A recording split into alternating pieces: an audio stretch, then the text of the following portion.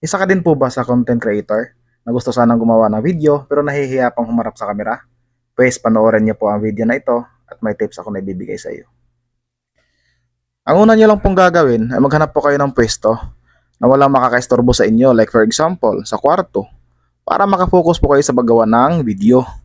Pangalawa, mag-relax. Huwag po kayong masyadong kabahan, huminga ng malalim, at para na hindi po kayo magkakabulol-bulol, magsalita sa harap ng kamera. Pangatlo, mag-focus sa content. Isipin mo yung sasabihin mong content na gusto mong i-share sa mga viewers mo at wag po sa kamera. Pangapat po ay boses. Dapat klaro po yung boses mo pag nagsasalita kayo para maintindihan po ng mga viewers mo yung sinasabi mo. At ang panglima, mag-record ng sarili.